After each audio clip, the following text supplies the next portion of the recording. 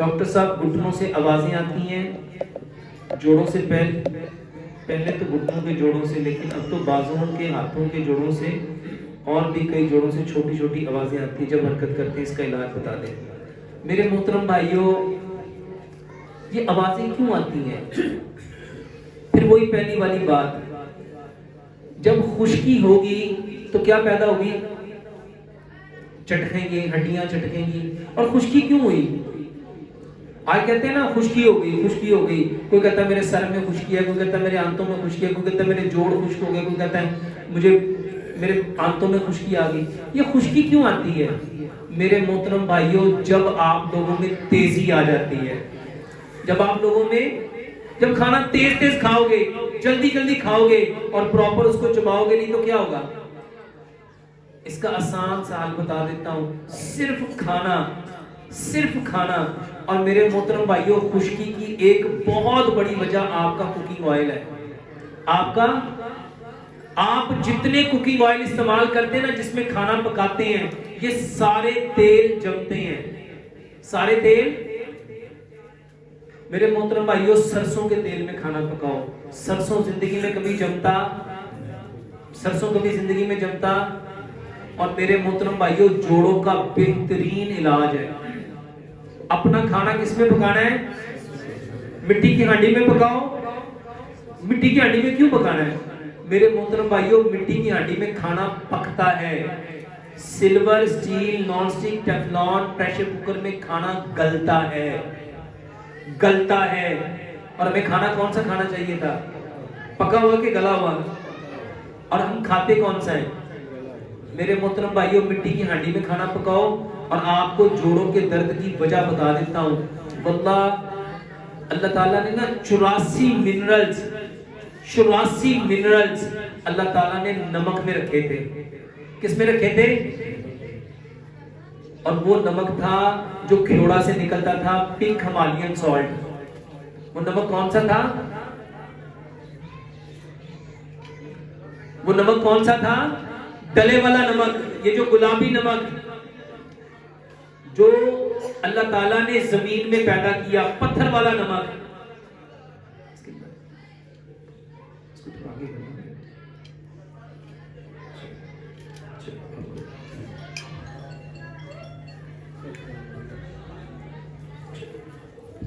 तो ये जो पत्थर वाला नमक है, मेरे मोहतरम भाइयों, इसको अपनी जिंदगी का हिस्सा बना लो।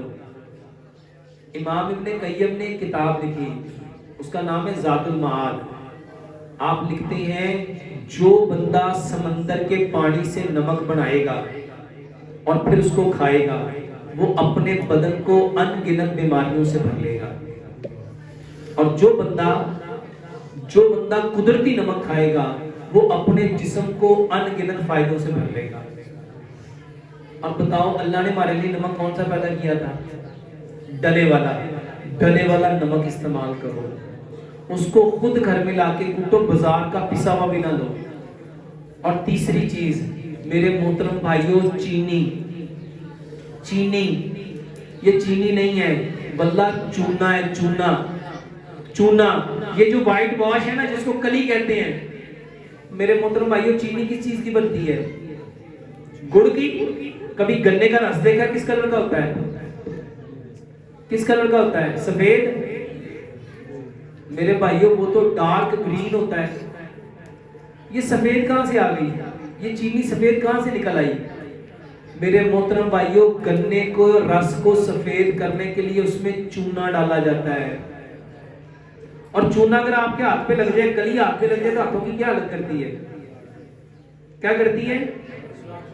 इसको फाड़ देती है, सुराख कर देती है। तो जब बेटे में जाएगी तब क्या करेगी? ये जितने लोगों के, किसी के मुंह में जख्म, किसी की खुराक की नाली में जख्म, किसी के मेदे में जख्म, किसी की आंतों में जख्म, कितने जख्म हैं। और हम जख्मों की दवाइयां लेना चाहते हैं, लेकिन कोई वजह दूर करता है तो किसको बंद करना है? चीनी को। गुड़ खाओ। और उसके बाद मेरे मोहतरम भाइयों, जो खतरनाक चीज आप लोग खाते हो, वो आटा है। आटा वो लेना था जिसमें चोकर है, जिसमें सूजी है, जिसमें मैदा है, जिसमें फाइबर है, जिसमें सारे कुदरती इंग्रेडिएंट्स हैं।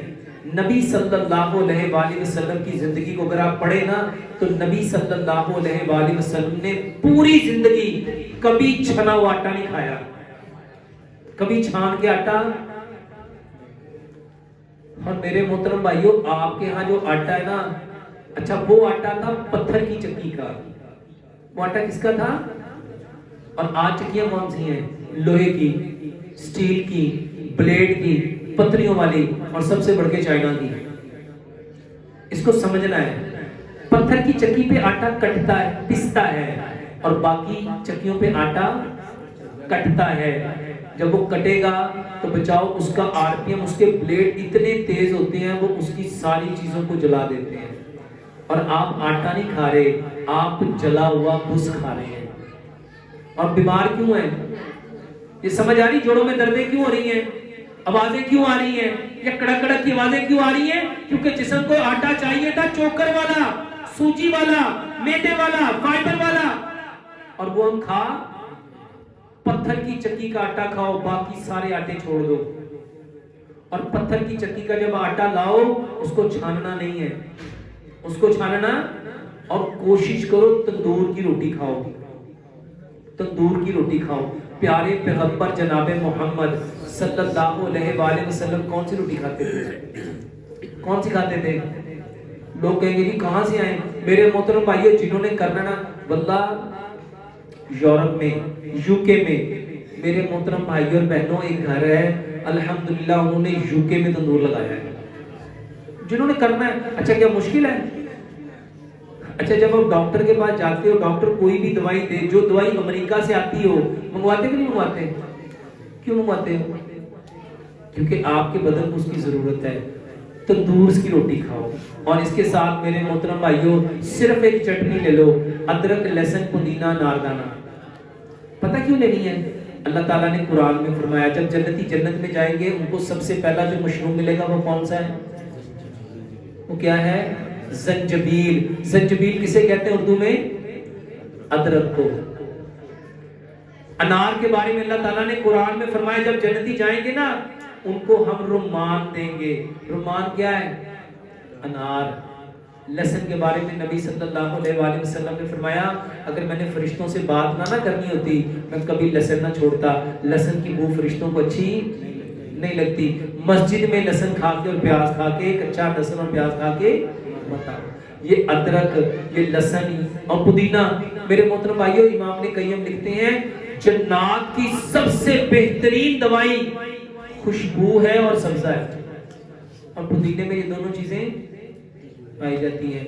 अदरक, लहसुन, पुदीना, नारदाना, ये बराबर मिकदार में लो, हस्बे जायके इसमें सब्ज मिर्च मिलाओ, इसकी चटनी बना के हर खाने के साथ 2 चम्मच सुबह 2 दोपहर लो। और आखिरी चीज, हल्दी, दालचीनी, सौंफ, सब्ज, हल्दी, दालचीनी और सौंफ, ये बराबर मिकदार में ले लो। आधी आधी चाय की चम्मच ये, और 2 सब्ज इलायचियां और 2 लौंग इस दूध में डाल के इतना पकाओ, इतना पकाओ मेरे मोहतरम भाइयों, कि 1 गिलास दूध पौना रह जाए। वल्लाह ये पियो, ये बेहतरीन इलाज है। पर्ची दीजिएगा।